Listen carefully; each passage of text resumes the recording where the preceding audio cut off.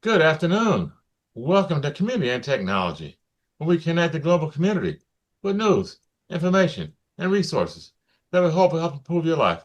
I'm Stu Reed. Here's my co-host, Dave Bernstein. Hey, Dave. Hey, I like to start off with the good news. Okay, There's what a you whole got? lot of the other kind. And the first piece of good news is that Shakespeare in the Park is coming back. Uh-huh.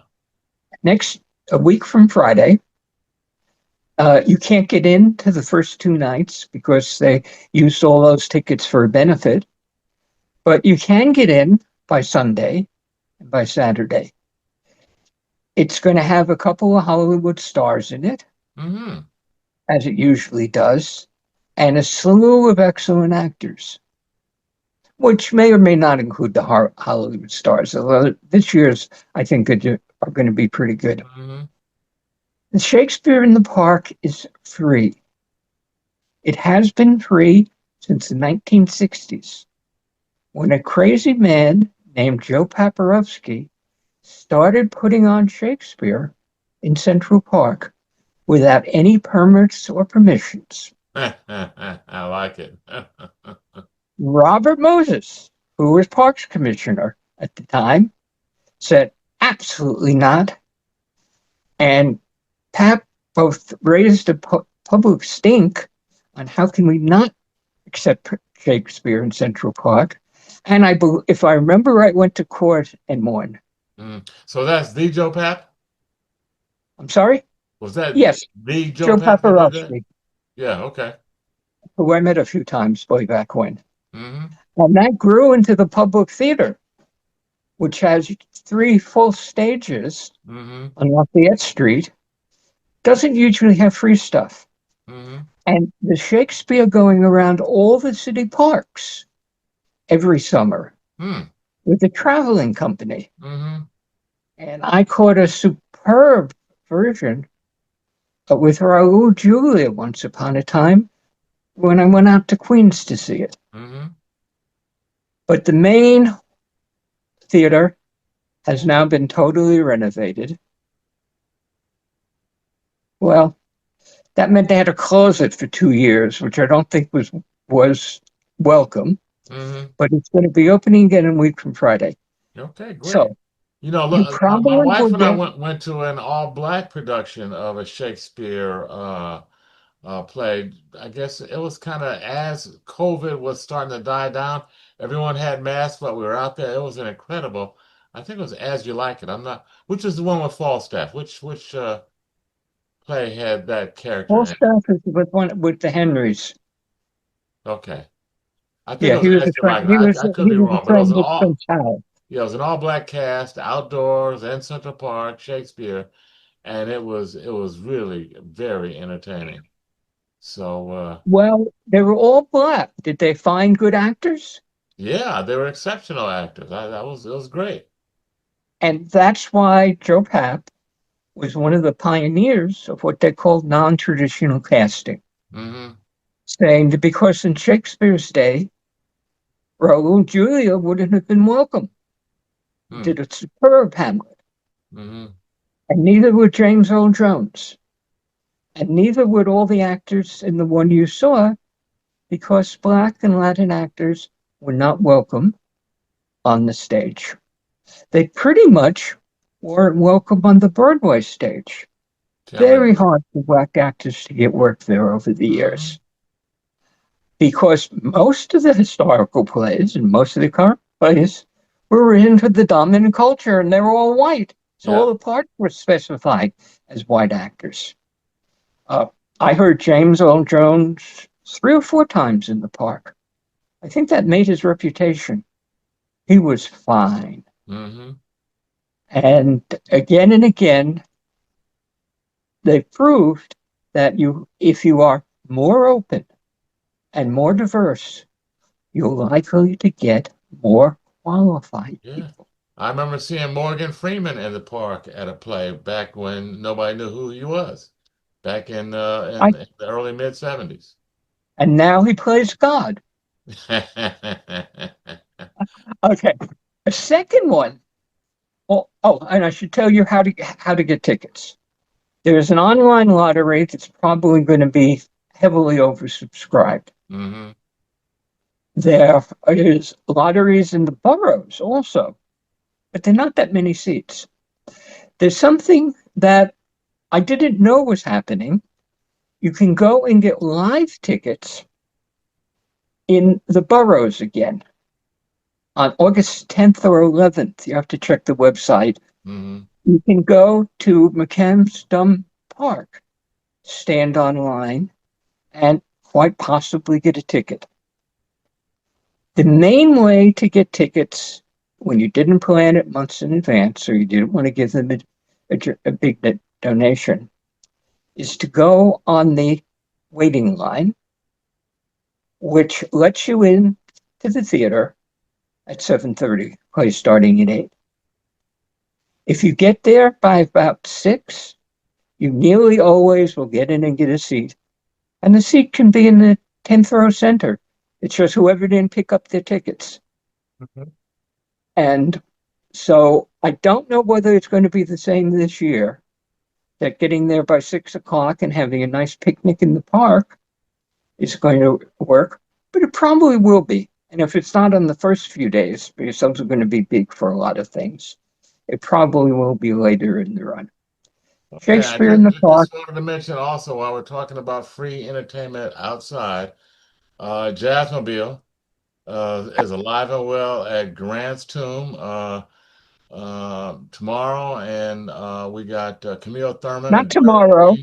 Green The people Quartet. hearing this are going to Well, hear it on that's going to be Wednesday. today. So That's for them, it's going to Wednesday. be today. We're taping That's it the day today, before. Wednesday. Daryl Green and Camille Thurman at Grant's Tomb, 122nd and Riverside. And then on Friday, August 1, we got the Amina Figueroa Sextet at Marcus Garvey Park. And it continues on for August 2nd. There's music at Snug Harbor in Staten Island, and this is all Jazzmobile concerts. On Now, what kind of musicians come to play for Jazzmobile? jazz It's and all for free. Latin jazz and Latin music. But how strong are they? Strong, come on, they're a team guys. Houston Person is August 6th at Grant's Tomb. I mean, he's a legend. That's on Wednesday, August 6th. Houston Person. You don't get any And better than that. And I will never forget the night that Dizzy Gillespie played Jazzmobile on the block he used to live in. I forget whether it was 135th or 145th. hmm Billy Taylor sat in with him, and the people were dancing in the street. yeah, yeah, yeah. It's I saw all Dizzy at Grant's Tomb back in the day. I mean, turned it out. And music should be outdoors. I mean, there's nothing like music outside. I mean, it's I guess if you go back, Dave, to our early cultural roots, that's where how music was performed. It wasn't inside, it was outside. And when you hear the music outside in the street, in the park, I mean, it's infectious and it has such a healing type of effect to me on the audience and the participants. You become totally involved and immersed, and it's just such a great experience. I highly recommend it. another free set of concerts. It's going to be outdoors at Lincoln Center. Hmm. And I looked up some of the people, and they look like they're really good. August 9th, starting at 4 o'clock and going to 8 o'clock, outdoors in different part of Lincoln Center. They got the big Danmarsh Park stage, and they have smaller stages in other parts of the center. Absolutely free. Mm-hmm. It's a woman-led music festival from Latin America. It does live concert sets from internationally sourced lineup of pan-Latin powerhouses, rappers and jazz singers and pop singers, each with about half an hour. And to see whether Jenny and I wanted to go to it, I took a look at some of the singers who are going to be there. It looks like it's going to be fine singing. You can go there not merely free, but you probably can get in, although you'll be in the back if you go at the last minute. And if you don't like one of the performers, there's going to be another concert at the same time in another part of Lincoln Center. Wow. So that is August 9th, Lincoln Hmm. Center, free. And I I don't remember. Did I tell you about the Jazz at Lincoln Center Orchestra we heard last week? Last week, Did I no, bring it? I don't think you did. Oh, that's worth it. Jenny's going to Is Wynton remember. Marsalis still the musical director there? He is the musical director and he does most of them, but he didn't do this one. Okay. And the band he put in together for Jazz at Lincoln Center over the last 25 years, Hmm. maybe the best band playing today. Hmm. It reminded me of the Ellington band, Hmm. which I heard a few times. I'm old. Ellington's band had 4 or 5 of the best solo musicians Yeah, sure did. playing as part of the band. Hmm. Johnny Hodges, slew of fine, fine players. Yeah. And the way they did it is they'd have the 4 saxophones, and somewhere in the middle of the program, one of them would get up and prove he was one of the finest saxophone Yeah. players in the world. He'd be followed by a second saxophone player, proving he was also one of the finest players in the world. Hmm. And in Jazz at Lincoln Center, there were at least 4 players who have the quality of first-rate stars playing in the band Hmm. Nice. and happy to do so. Hmm. Usually that's expensive. The cheapest seats are usually $40 and most of them are over 100. But the concert last week had some $20 seats. And Jenny and I went to that. I usually can't afford $100 seats, unfortunately. Or fortunately. We talk about it made me find where all the good cheap stuff is. Yeah, But, I mean, free is good. Free is good. Music should be free. That's just my philosophical take. I know the musicians have to get paid. They have to make a livelihood. So I mean that's the other side of the equation. But there should be but some way to Jazzmobile pays fund their that. people and Lincoln Center pays their people. Hmm. They may play in scale, but Union Scale in New York is pretty substantial. Yeah. But there's over $100 million from the state of New York and the city of New York going to concerts, museums, and so on. In fact, it's Hmm. several hundred million. Wow. Wow. That gives them enough money to let you in for free Hmm. to a slew of excellent places. Yes. The other place you can go for free, although they don't try to let you know it, is well, 2 places: the Metropolitan Museum and the Natural History Museum, Mm-hmm. both of which were free until a few years ago, Hmm. both of which get a lot of money, tens of millions every year from the city of New York. Hmm. So if you live in New York or you're a student in New Jersey or Connecticut, you walk into the Metropolitan Museum and you must make a contribution of at least 25 cents Hmm. instead of the $30 that everybody else is expected to pay. Hmm. And sometimes when there wasn't much money around, I walked in with 25 cents and they took my quarter and were very happy.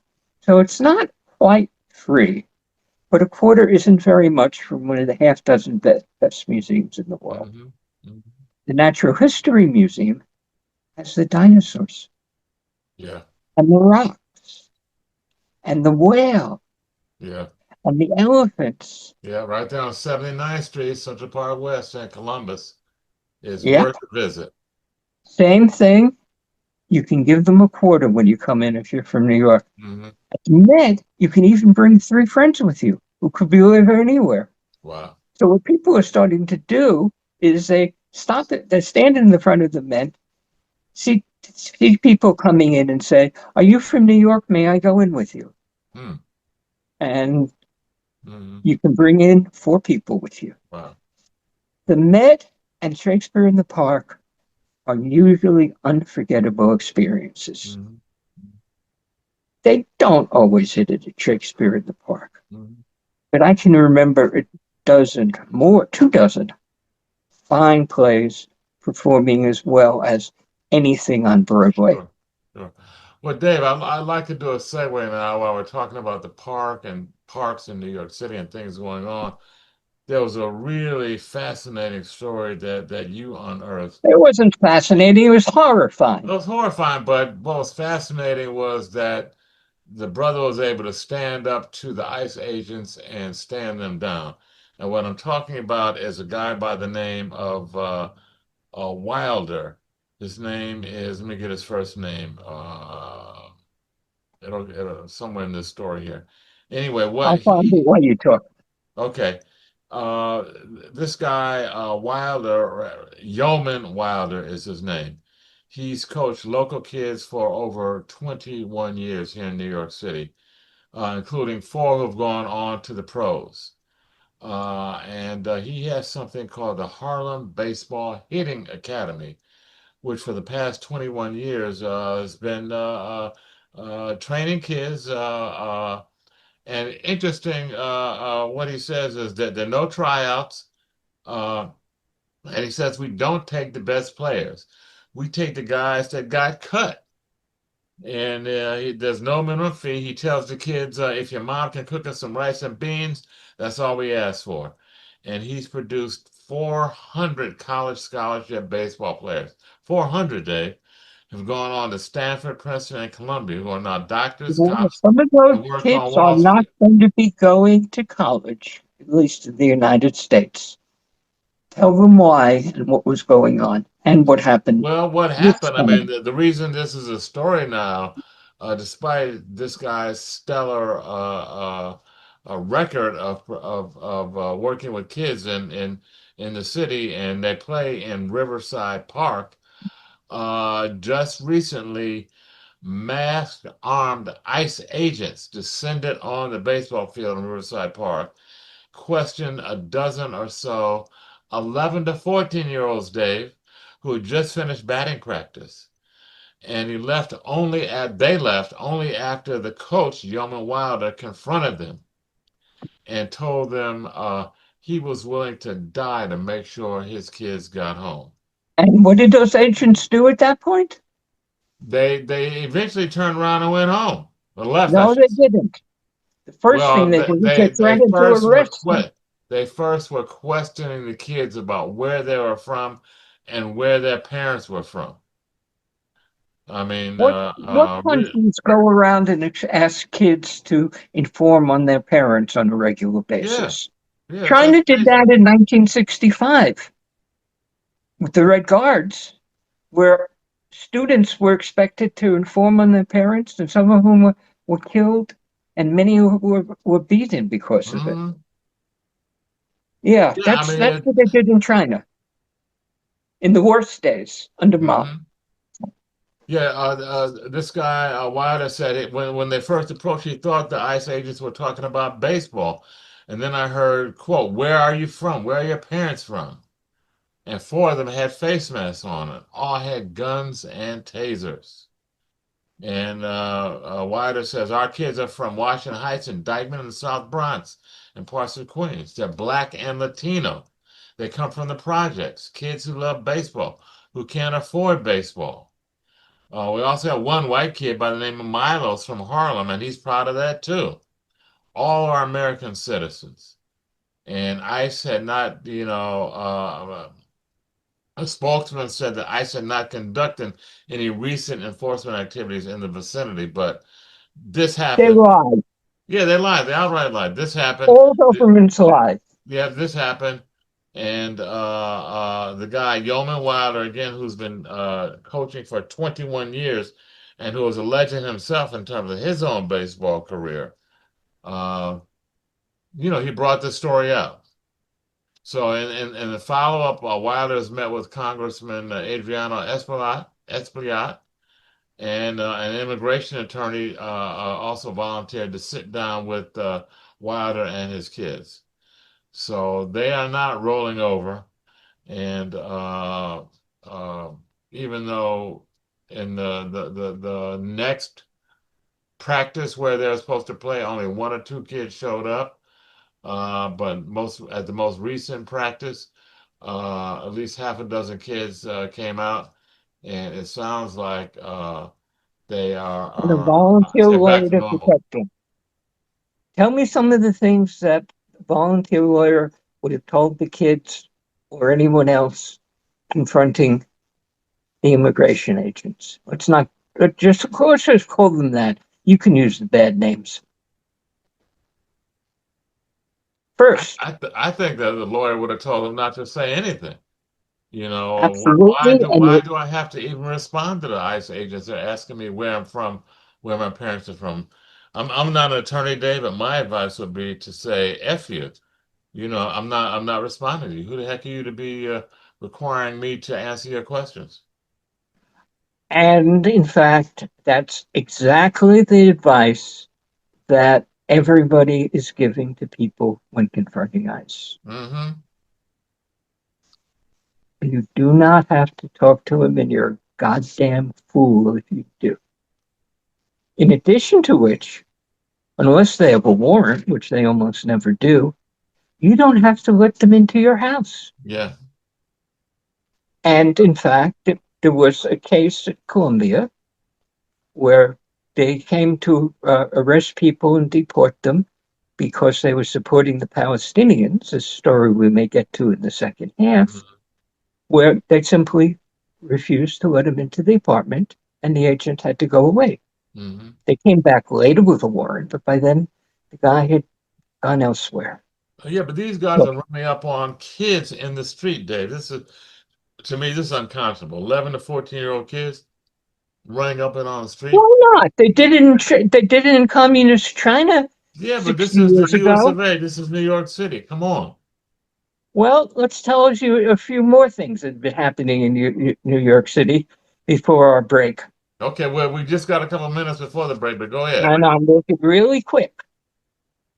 The immigration agents showed up at a West Side supermarket. Mm-hmm. The West Side grocer in 67th Street calls themselves the friendliest marketplace. But when immigration came, it was just going to be an audit. They weren't saying they weren't there to arrest anybody that day. The employees were scared. We love our employees. We are thankful for them, one of the owners said. Mm-hmm. It's chaos right now, and 70% of them did not come to work the next day because they were scared. Mm-hmm. So the one of the owners of the store, who didn't give her name to the reporter, said, "The whole nation is doing this, but please stop. It is hurting our small businesses, as well as hurting 4 million people, most of whose lives will be destroyed with the $40 billion they've just added to hire more immigration agents." Mm-hmm. And the last thing there, somebody had a cell phone, managed to get it on the record. Mm-hmm. We know this happens, but we now have a recording of immigrations telling a teenage U.S. person, "You've got no rights." He happened to be a citizen, Mm-hmm. but even if you're not a citizen, you still have rights. Yeah. The Declaration of Human Rights that the United Nations subscribed to in the 1940s, which, among other things, protects refugees. And you're going to tell me that it's time to cut to a little music. Yeah. You know, this is a whole game of intimidation and fear that's been practiced. But we got to persevere and get through it. But anyway, we are WHCR 90.3 FM. This is the voice of Harlem with Dave Burstein and Stu Reed. We got so much more to talk about, but we're going to take a brief musical break. So stay tuned.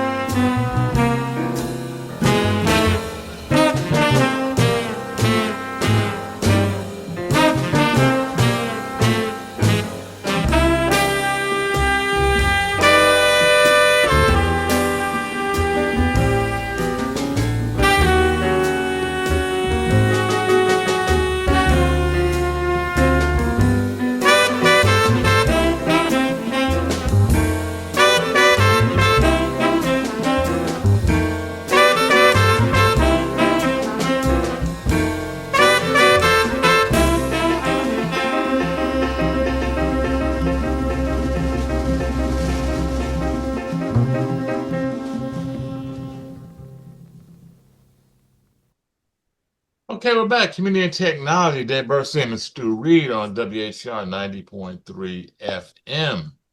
Yes, Dave. My turn to say what this music was. I mentioned before there's lots of free and cheap music. We recommended them at the beginning of the show. And one of the free and cheap music things is at Lincoln Center, where I spent $5 to hear world class and famous musicians. In the summer, they have a dozen concerts. That's all it costs. And I did spend $20 to go to Jazz at Lincoln Center for a special concert, Reflections on Africa. They took American jazz musicians like John Coltrane, Jackie McLean, who played music inspired by their background in Africa. And they played 3 numbers from Randy Weston. Tell us about Randy Weston. Well, he's an American icon, jazz icon. I think he passed away a few years ago, but he was very heavily influenced by African music, and it kind of seeped into all of the stuff that he did.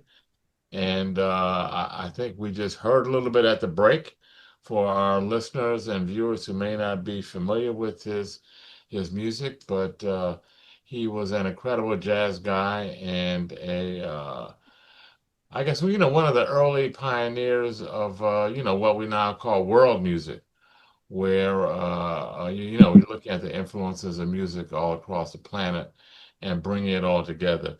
Well, Randy West was one of the early pioneers of bringing the African influence into jazz music. So I hope our And listeners we got to go there. Admittedly, $20 isn't the same as free, but know. it's much less than it usually Yeah. costs for a world class orchestra. Jenny and Jenny particularly loved that for the Randy Weston music, they brought 2 of the original drummers. Mm-hmm. And oh, were they good. Front of the stage, old men, they must have been in their 80s. Mm-hmm. But they're playing in separate rhythms next to each other. Mm-hmm. Polyrhythm, which you hear a lot in all of African music. Jenny said she's never going to forget that concert. Wow. Okay. Now, when I was looking up the detail on this, I realized we want to talk about African influence music. We can't leave out Abbey Lincoln and Max Roach. Oh, come on. There were Abby Lincoln and Max Roach. I mean, wow. Talk about some pioneers. I mean, Max, of course, a pioneer drummer, jazz drummer, bebop drummer, and Abby Lincoln, incredible vocalist with such a very unique style of singing that was really on her own. And in a way, I kind of compare her to Billie Holiday and just her total uniqueness in terms of phrasing and her delivery of music and how she just kind of delivered her music. She's one of my all-time favorites. And the two of them, they were married for quite a while and played together. Again, Max on the drum and Abby on vocals. And listeners of this show have heard much of Abby Lincoln because I play her a lot in our musical breaks. So yeah, so they were. incredible couple, a jazz couple, which you don't see pretty that many folks who are married and play together and with that kind of just groundbreaking music. Groundbreaking music, like an album they did called Freedom Day in Hmm. 1960. Uh, they were both very aware of what life was like and to some extent still is like for Black people in America. This was just before the Freedom Rides, just before the March on Washington, and a time where people did everything they could. And next week, we'll play off that uh, record, Freedom Day, which also has on it a few lightweights.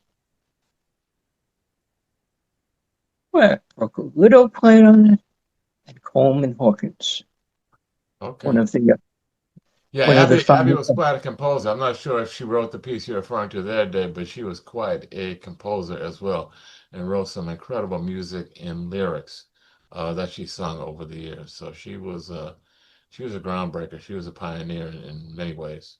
And we can't hear Max Roach and Abby Lincoln live anymore. I did go to Max Roach's funeral, where Hmm. everybody alive in jazz Yeah, came I went to together. Abby Lincoln's funeral. It was quite a turnout. Yep, I was there Yeah. at, Now, in Harlem. and we wanted to talk about something wonderful because we got, well, a privacy story and then one of the most painful stories of my Hmm. life.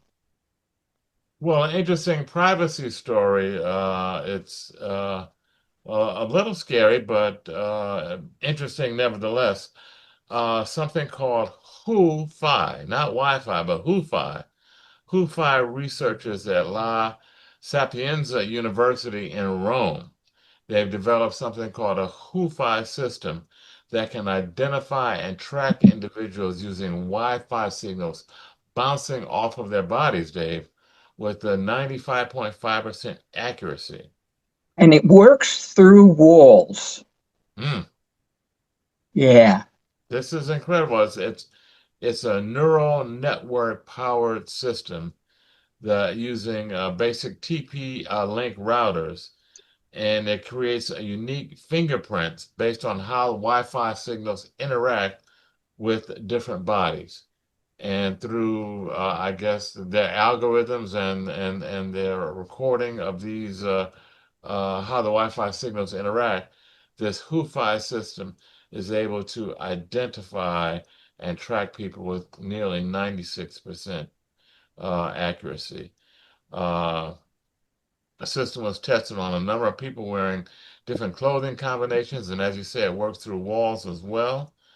And of course, it raises serious privacy concerns about surveillance applications, particularly in Wi-Fi enabled spaces where there are Wi-Fi signals bouncing around and in public spaces where there's Wi-Fi and in your home where there's Wi-Fi and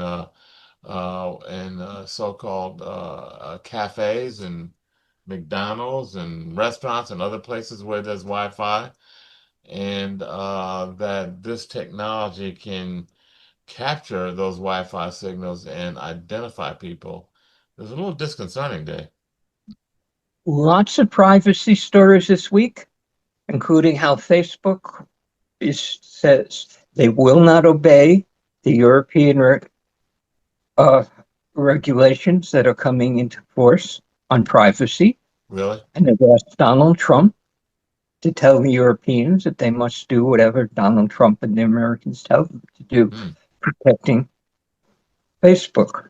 $7 billion worth of fines. Other privacy stories.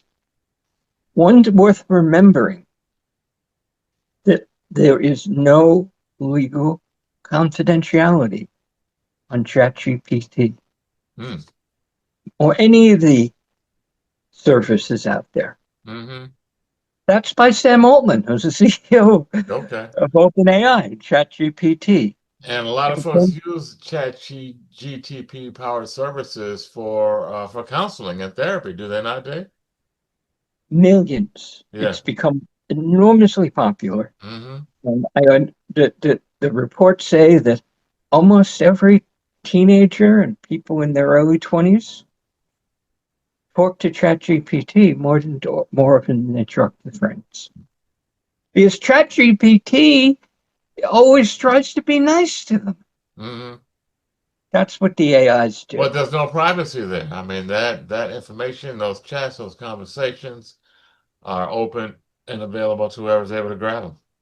Yeah, if the Injustice Department sent a warrant to OpenAI for what you told the artificial intelligence counselor on ChatGPT, legally, they can't fight it. Hmm. And that was what Sam Altman has warned all his users about. In England, they did something that's about to happen in the United States. They're requiring age verification. Hmm. So the children under 18, or whatever they happen to be doing, whatever age they happen to use in England, can't watch pornography, which is what they talk about, and also can't watch things that some governments don't like. Although the ones that the English are opposing usually are fairly violent stuff. Hmm. How are they going to enforce that, Dave? How can you enforce an age requirement for folks that are online? How do you think that works? What? 3 U.S. states have said that it's passed laws that required it, Hmm. and it's going to go into effect soon. And they're talking about requiring government issued ID, like a driver's license, Hmm. that shows your age. Hmm. And in fact, you're not going to be allowed to use social media unless your parents give approval Hmm. in one, I believe, in one of those states. Obviously, everybody's going to fake it. Yeah, And and in fact, the kids are gonna fake it, and the parents won't even know. I mean, that's just my prediction. and the other thing is the VPN works. A VPN is a service, a virtual private network, that combines what you sent with 1,000 other people Hmm. and then sends it on to the website you want to go to, like OnlyFans, or or the Muslim preacher in Yemen that the U.S. bombed not so long ago. Uh, VPNs, there are some that are free, and they also protect you from the record companies and from lots of other people wanting to know what you are doing on your So computer. Dave, just to recap for our folks who may not quite understand what you just said, VPN, virtual private network, it's a type of software that can sit on your computer or that interfaces with your computer that enables you to go online and aggregates your search, your activity with others so that you're not easily detected or tracked. Is that It works fine. I'm sure it doesn't work against the NSA, but yeah, then nothing works against the NSA. right. Not even strong encryption. This Hmm. is something a lot of friends of ours get wrong. They use Signal, which has good encryption, and Facebook and Google are encrypting most of the messages with good encryption that is not easy to break. Hmm. However, there are numerous ways to find out what you're doing on your computer, even if they can't break the encryption on your message. You go to the computer, get into it, not on that message, in other ways. And once you're in your computer, it can grab your keystrokes and say exactly what you were sending in the supposedly confidential message. Hmm. You know, if you're Snowden talking to the people who helped them, the NSA definitely knows how to get that. And unless you're a really good pro, Snowden was not cracked. you are not going to be able to protect yourself Yeah, there's no hiding from against the those guys. people who want to send you to a prison in El Salvador Mm, or South Sudan, often for being a legal immigrant to the U.S. mm. This is, well, that's why I want to have some good news to begin with. Okay, let's hear it. We heard it. We had to Okay. talk to Well, but people about where you can now we go hear segue incredible music. to the dark side, Dave.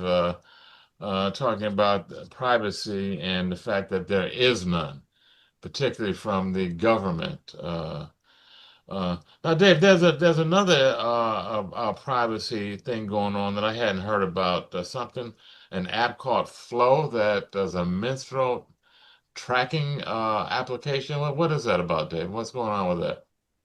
A lot of women want to track what's happening, and sometimes because it's been irregular, sometimes because their colleagues want to use the rhythm system.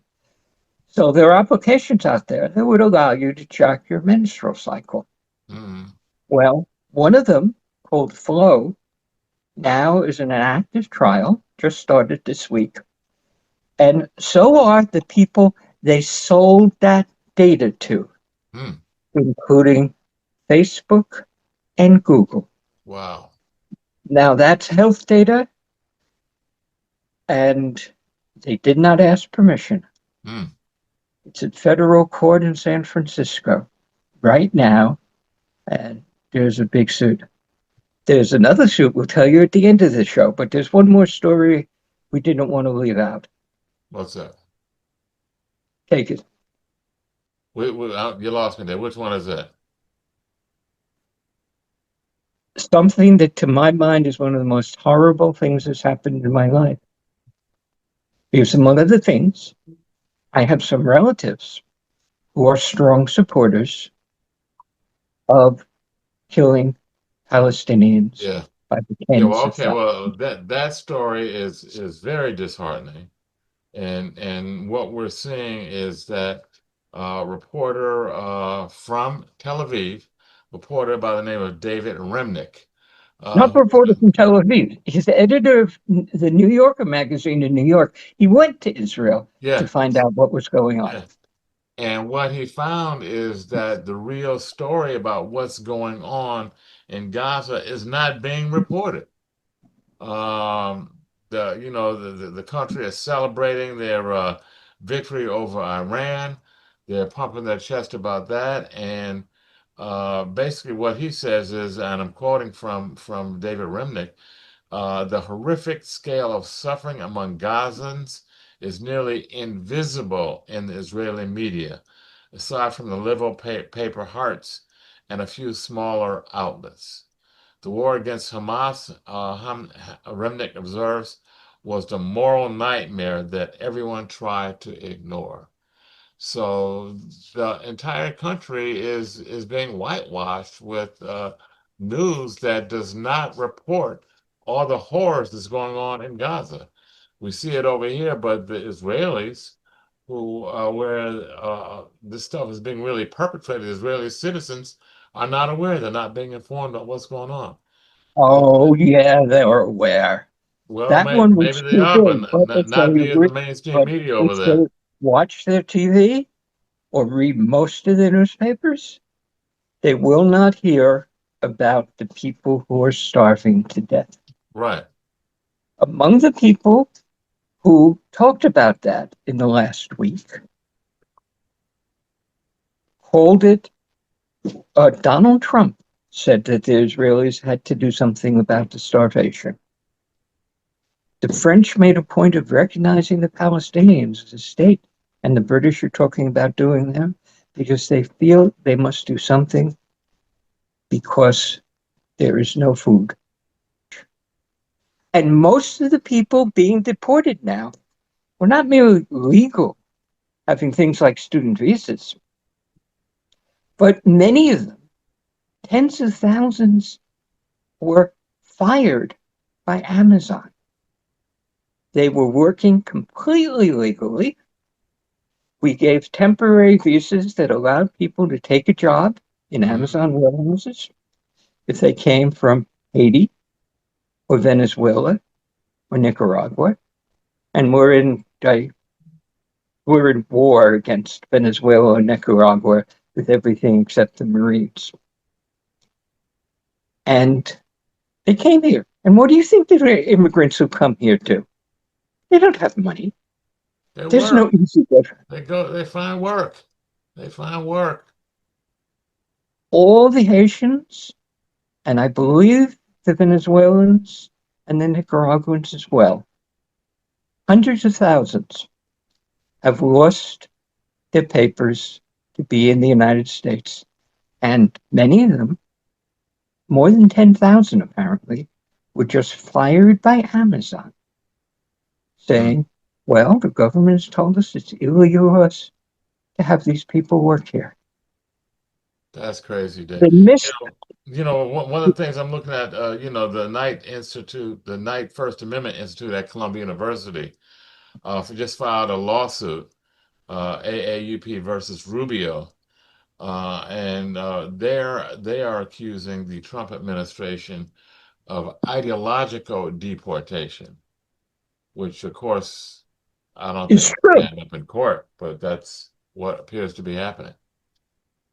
Well, at least, Dave, I am happy to see at least that it has been recognized as a humanitarian crisis, and the fact that President Trump has finally himself focused on the starvation and the need for food over there is a positive development. So, I mean, it's unfortunate that it's taken such horrific conditions to happen for that focus to happen, but it finally has. So, I'm happy about that.